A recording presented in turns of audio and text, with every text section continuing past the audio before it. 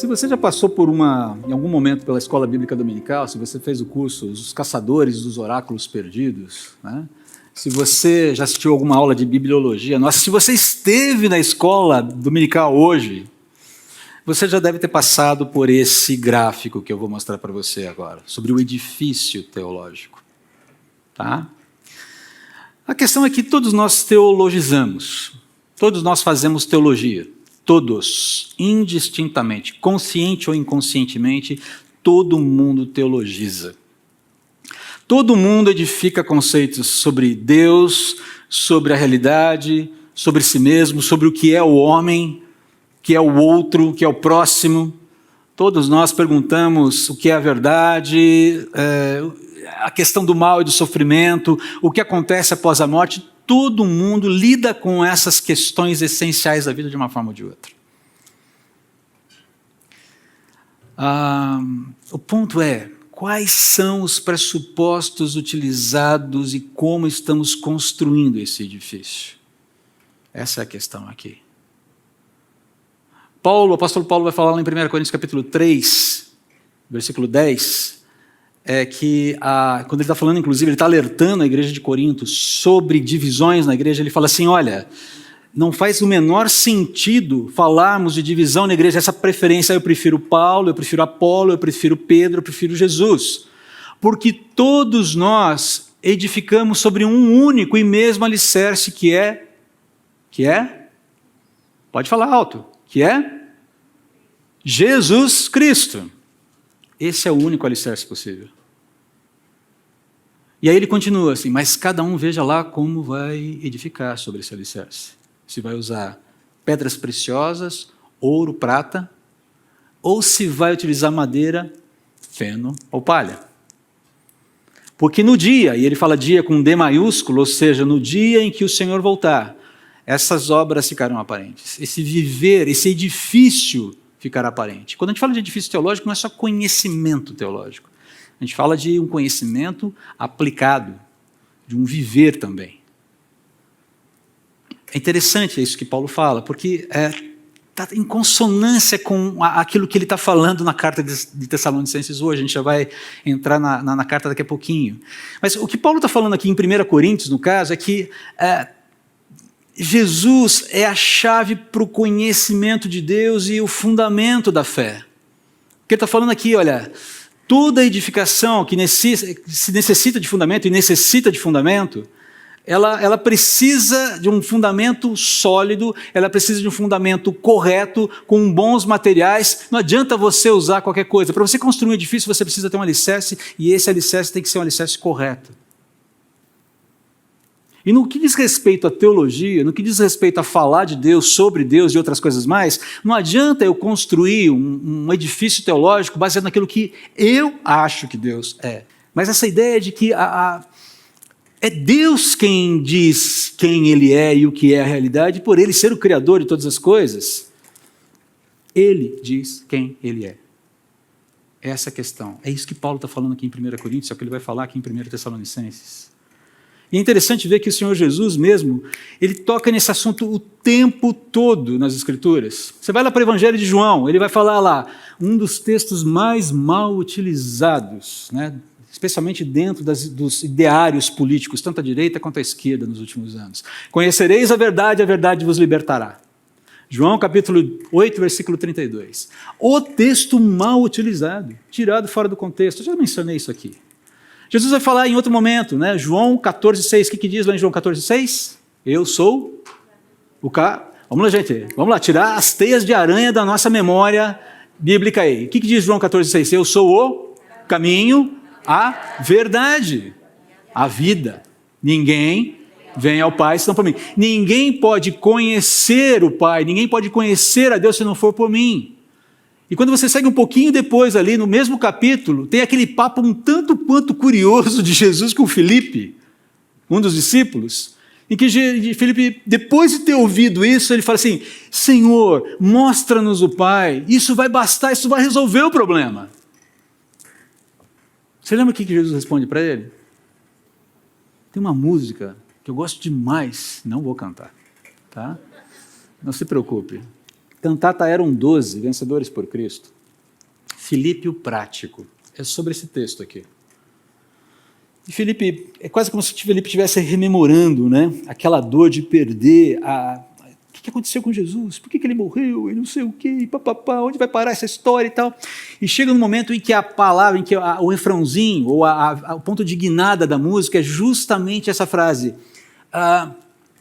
Mostra-nos o Pai, e isso resolverá. Mostra-nos o Pai, isso nos bastará. Jesus, se o Senhor revelar o Pai para a gente, acabou o problema. Matou a pau, resolve tudo. Mas a resposta de Jesus é sensacional. E aqui, permitam-me a licença poética, eu vou usar a música ao invés do texto bíblico, mas está bem interessante, porque tem uma poesia aqui que é fantástica. Eis que há tanto tempo, Filipe, contigo andei. Foi sempre o meu intento mostrar o Pai onde eu passei. Pois quem me vê amigo, já tem enxergado a Deus, e quem caminhar comigo, tece os seus sonhos junto aos meus. Eu ouço essa música e falo, cara, pode acabar aqui. É de uma preciosidade, é de uma precisão, não só poética, mas ela captura a essência do que Jesus está falando ali. Filipe, quem me vê o Pai, querido, quem caminhar comigo, constrói a sua existência comigo, e mais, construindo a sua existência comigo, cumpre o seu propósito nesse mundo. Se você não conhece Eram 12, recomendo. Baixa aí no Spotify, no Apple. É maravilhoso. Tem até música de Revoltado, Simão Zelote, mas isso é outra história. Essa, para mim, é uma das músicas mais preciosas. Lembra do que Jesus fala para Pilatos? Aquele papo estranho, né?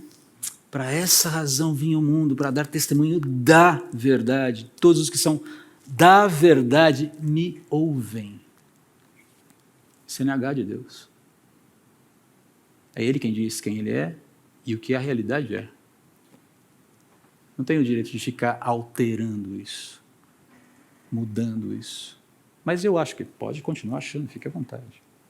Mas diante disso, queridos, uma pergunta precisa ser feita antes da gente entrar no texto aqui de Tessalonicenses. Fiquem tranquilos, o culto vai acabar no tempo certo, viu? Qual é a maior vocação do ser humano?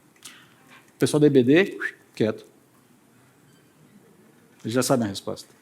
Eles vão participar da resposta daqui a pouco. Qual é a maior vocação do ser humano? Pensando nisso que a gente já falou aqui, tá? Dá uma juntada nas conexões aí, né? Trabalhem nas sinapses aí para tentar fazer essas ligações. Conexão, vocação no sentido de chamado, pendor, disposição, aquilo que é a atividade central da vida humana, ok? Essa é a ideia de vocação, tá? Tira um pouco essa ideia de vocação ligada somente à profissão, tá bom? Deus me chamou para ser dentista, amém, Jesus, só isso? Você vai trabalhar 24 horas fazendo obturação, por favor. Ninguém merece, né? Por mais nobre que seja isso, tá bom? Muito bem, mas olha só, vamos lá, vamos começar a construir essa resposta. E esse texto foi apresentado também para o pessoal da Escola Bíblica na aula de hoje. Nós estamos estudando o que é ser um membro de uma igreja saudável, né? Usando um livrinho chamado justamente o que é ser um membro de uma igreja saudável. Olha que o Tabit Anyabwile, o autor desse livro, fala aqui na página 27, escreve na página 17. Ele está citando aqui um teólogo chamado J. E. Packer, e olha só. Ignorância de Deus. Ignorância tanto de seus caminhos como da prática da comunhão com Ele é a raiz da fraqueza da igreja contemporânea. Foi assim que Packer começou o prefácio da edição de 73, 50 anos atrás, de seu livro Conhecimento de Deus. Packer argumentou que a tendência que produzia tal ignorância de Deus e fraqueza na igreja era que a mente dos cristãos havia se conformado com o espírito da modernidade, o espírito que produz grandes pensamentos sobre o homem e deixa lugar somente para alguns poucos pensamentos sobre Deus. Ele escreveu isso há 50 anos atrás. continua mais atual do que nunca. Na verdade, isso não é um problema novo, mas atualmente isso se intensifica, porque à medida que o fim dos tempos vai chegando, essa disposição humana contra Deus ela vai se tornando cada vez mais evidente, ok? Mas o problema é sempre o mesmo. Agora, indo para o texto, e isso é muito importante para a gente, porque tem tudo a ver com isso que a gente falou até agora, tem tudo a ver, inclusive, com o que a gente mencionou sobre a questão de a escolha de uma nova liderança para a igreja. Olha só o que Paulo está falando aqui no texto, o texto que a Marina leu há pouco. Agora, porém, Timóteo voltou trazendo boas notícias a respeito da sua fé e do seu amor. Ele nos contou que vocês se lembram sempre com alegria da nossa visita, que desejam nos ver tanto quanto nós queremos vê-los. Tem quase um trocadilho aqui. Porque a palavra utilizada para boas notícias, trazidas por Timóteo, é a mesma palavra utilizada para evangelho. Aliás, evangelho é boas novas. Basicamente, a gente poderia dizer que Paulo estava feliz da vida com as boas novas sobre a perseverança dos tessalonicenses nas boas novas. Essa era a brincadeira aqui, por assim dizer. Gente, as notícias são excelentes. Agora, quais são as notícias? Veja só o que está promovendo alegria no coração de Paulo. Firmeza na fé, em primeiro lugar. Agora, a pergunta é, fé em quê? Essa questão precisa ser respondida. E é uma questão que a gente já vem trazendo aqui para a igreja, a gente sempre se debate com ela, a gente sempre volta para ela porque é importante. Queridos, vamos lembrar aqui que a fé carece de um objeto, ela carece de um referencial. A fé sozinha ela não se sustenta. A fé ela não para em pé sozinha. Ela precisa de algo que a segure. Agora esse é o ponto, não pode ser qualquer coisa. Não pode ser qualquer pessoa. Há apenas um que dá conta de sustentar a fé, de dar amparo à fé, de dar resposta à fé, de abastecer a fé e cumprir todos aquilo que a fé mais almeja, aquilo que a fé mais requer, é o próprio Deus. É o Deus das Escrituras. Não adianta você fugir, você pode tentar preencher o buraco com o que for, não vai dar conta. E o que Paulo está falando assim, olha, vocês estão firmes na fé em Deus, nesse Deus que se revelou para vocês, o Senhor Jesus. Vocês o reconheceram, vocês viram Jesus, é Ele. E vocês de quebra conheceram o Pai. Através de Cristo vocês estão conhecendo o Pai, vocês estão firmes nessa fé, na mensagem do Evangelho, vocês entenderam a história da salvação, o arco da história da salvação. Há um Criador, tudo aqui é criação dele, essa realidade é obra das mãos dele. Essa humanidade foi criada à imagem e semelhança dele. Homens e mulheres foram feitos à sua imagem e semelhança. Tem dignidade ontológica igual, tem funções diferentes naquilo que é igual, tem que manter a igualdade, naquilo que é diferente tem que manter a diferença, porque ele fez assim. Há um mandato cultural desse Deus. Ele disse que o homem tem que cumprir algumas tarefas, tinha que cumprir algumas tarefas, ele abasteceu o homem com conhecimento, com habilidades, com competências para fazer isso. Esse Deus criador maravilhoso, ele inclusive deu para o homem uma liberdade que necessitava, que carecia da possibilidade desse homem escolher rejeitá-lo. Porque senão não seria liberdade, seria? E esse Deus soberanamente, de um modo que a gente não consegue compreender, acolhe até mesmo a queda desse homem, a rejeição desse homem, como parte, a dissonância desse homem, como acordes da sua sinfonia suprema, suprindo meios para que esse homem se reconecte com ele. Esses meios esse meio é o próprio Deus encarnado no ápice da história. Deus se revelando ao homem, como homem, para morrer no lugar do homem, ressuscitar, salvar o homem, prometendo voltar para julgar e punir o mal. É o arco da história da salvação. Os tessalonicenses entenderam isso, é o essencial. A minha vida tem sentido, tem propósito, eu não estou nas mãos de um Deus vingativo, eu estou nas mãos de um Deus amoroso, justo, que morreu por mim e que me oferece a paz continuamente e que me propõe caminhar com Ele nessa vida com um propósito. com sentido, com valor, ainda que haja oposição enquanto eu estou caminhando, e ele promete, olha que alegria, que um dia essas inquietações não mais serão sentidas, percebidas e sequer lembradas. Isso é viver na fé. Agora perceba que não se trata só de fé, ele fala aqui de amor. A fé ela vai corrigir os fundamentos, a condução, o rumo da vida e o agir da vida. Ele fala de amor. Era perceptível, era palpável o amor entre os tessalonicenses. O crer, o verdadeiro crer, ele nos move à ação, é o crer em ação. O amor é evidenciar a fé através das obras, aquilo que nós vimos lá em Tiago, o ano passado. Era uma fé evidenciada por alegria genuína. E Paulo, por sua vez, estava sendo lembrado como tendo sido portador de uma mensagem de esperança e paz. Perceba que é preocupação de Paulo. Eu cheguei no meio de vocês, a vida estava correndo normal. E no momento em que eu prego o evangelho e vocês se rendem ao evangelho, a fervura começa. E na sequência eu tenho que sair meio que às pressas de Tessalônica. Aquela sensação, eu trouxe mais problemas para essa turma ou trouxe mais vida para eles? Paulo não tinha dificuldades de entender que ele tinha trazido vida, que ele era um instrumento do amor de Deus, da pacificação de Deus.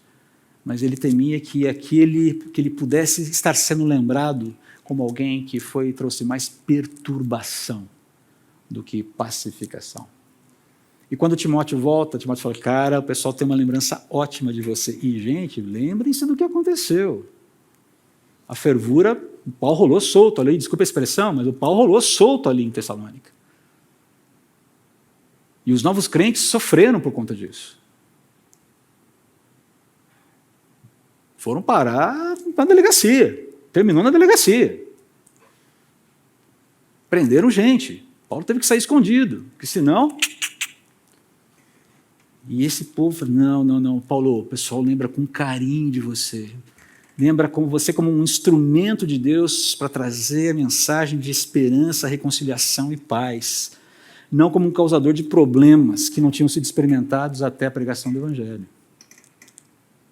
E essa fé dos tessalonicenses, essa fé e esse amor que é a fé em ação dos tessalonicenses animava Paulo, animava Silas e provavelmente Timóteo também, como instrumentos usados por Deus para fazer essa fé nascer e fazer essa fé progredir no coração dos cristãos daquela igreja. Perceba aqui a reação de Paulo. Olha o que ele vai falar aqui. Olha o que ele fala na sequência aqui. Por isso, irmãos, apesar de nossos sofrimentos e dificuldades, ficamos animados. Porque vocês permanecem firmes na fé. Vocês não abriram mão do caminhar com Jesus apesar das dificuldades. Agora, o versículo 8 é sensacional. Que ele usa uma palavra, um termo que é de deixar a gente arrepiado. Agora revivemos por saber que vocês estão firmes no Senhor. Queridos, o que ele fala aqui, olha, ao saber que vocês estão firmes na fé e vivendo em amor, brotou uma fonte de água viva aqui dentro. O coração ele foi revivido, ele foi vivificado. Aquela história de você sentir a vida sendo renovada dentro de você. Já teve essa sensação alguma vez? Aquele vigor que vem e você fala, cara, de onde está vindo isso? Você não consegue se conter dentro de você. É isso que ele está usando esse termo aqui. Saber que vocês estão firmes no Senhor me reviveu. É um frescor na alma que reanima, que fortalece. Quer ver um exemplo interessante disso? Lá venho eu com as minhas nerdices de novo, né? Senhor dos Anéis. Se você não leu, pelo menos assista o primeiro filme, ok? Vale a pena, pelo menos o primeiro. Não precisa assistir todos os três, assista o primeiro. Mas tem uma coisinha chamada lembas no filme. Alguém se lembra do que é o lembas? Lembas é o pão élfico. Ah, alguém lembrou aí. Lembas é o pão élfico. E esse pão élfico que você olha e fala, e tem receita na internet, viu? Tem receita na internet. Só não sei se faz o mesmo efeito do pão do filme, mas enfim. E você olha aquilo e fica com vontade de comer aquilo. Embrulhado em umas folhas bonitas. E aquele pão é doado pelos elfos à Sociedade do Anel, Frodo e Companhia Limitada, que vão sair numa jornada heróica para destruir o anel de Sauron na Montanha da Perdição. E tem um momento que Legolas, um dos membros da Companhia do Anel, ele vira assim e fala: apenas uma mordida nesse pão é capaz de sustentar um homem por todo dia. Lembas, queridos, não há nada mais importante e revigorante para um pastor do que ver o rebanho que lhe foi confiado cada vez mais compromissado com Jesus, cada vez mais interessado em conhecer a Deus e a sua palavra, cada vez mais engajado no reino de Deus, testemunhando sua fé através de um viver operante. Isso é lembas para um pastor. O pastor não precisa de tapinha nas costas. Nossa, que pregação sensacional hoje. Você pode até convidar a gente para um almoço na sua casa que a gente aceita. Pode convidar para um café que eu vou lá e eu pago o seu café, deixo você pagar o meu café, não tem problema. Tem um bom samaritano aqui que paga meu estacionamento já há 5 semanas, eu não descobri quem é. Estou pensando em deixar o carro lá fora, já porque está ficando assim, você fica meio preocupado. Você, cara, né? 5 semanas. São os duplos honorários, né, que a palavra fala. Né? É uma forma de honrar, de manifestar carinho. Querido, eu aceito o seu carinho de coração. Mas fique tranquilo, eu também posso pagar o seu estacionamento um dia como uma forma de gratidão e de devolver o amor. Tá? Não pagar a dívida, mas devolver o amor. Tá bom? Então não estou reclamando não é isso. Mas eu quero dizer para você que eu também quero de alguma forma te abençoar em algum momento de outra forma. Seja criativo e me ajude aí, tá bom? Mas perceba, isso é amor. Lembas, é vida do reino. É isso, esse é o combustível de um bom pastor. Esse é o combustível de uma liderança bíblica. Perceba aqui o propósito de Paulo, ajudá-los, versículo 9, ajudá-los a aperfeiçoar a fé. A ideia é vocês progredirem cada vez mais. Como? De que forma? Pelo ensino, pela convivência, pelo discipulado, pela partilha da esperança, pela partilha da mesa, deixando você pagar o estacionamento, permitindo que eu pague o seu estacionamento em algum momento. Partilhar os recursos, em dias bons, em dias maus, até a volta de Jesus. Até a volta de Jesus. Essa é a ideia. É esse o fio da meada. O Anyabu, ele continua nesse capítulo dizendo o seguinte: conhecer a Deus começa em saber a respeito dele e do seu caráter. Também envolve entregar-nos a Deus por meio do arrependimento e da fé em Jesus, seu Filho, com base na promessa de que ele será nosso Deus. Consequentemente, conhecer a Deus significa seguir a Jesus como um discípulo. Em última análise, conhecer a Deus significa ser mais do que vencedor, por exultarmos na suficiência de Deus em todas as coisas. Obtemos esse conhecimento de Deus tão somente por bebermos profundamente da mensagem das Escrituras com todos os seus ricos temas. Percebe essa importância, a importância de nós escolhermos biblicamente nossos líderes espirituais? Porque essa é a condução que precisa haver em qualquer igreja. Tem que ser gente que continue e intensifique essa pegada aqui. Ainda mais nos dias que nós vivemos.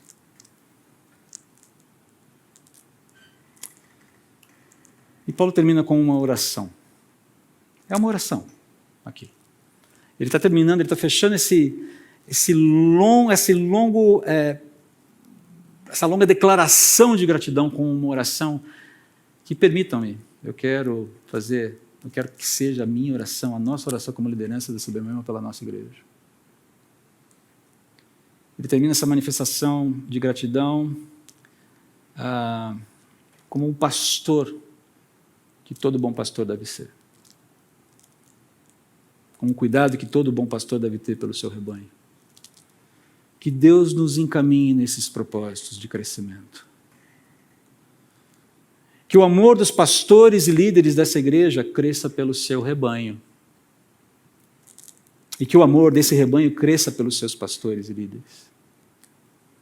Que o Senhor faça crescer e transbordar o amor entre todos nós, independentemente de sermos pastores, líderes, rebanhos. Porque no final das contas somos todos ovelhas de um único pastor.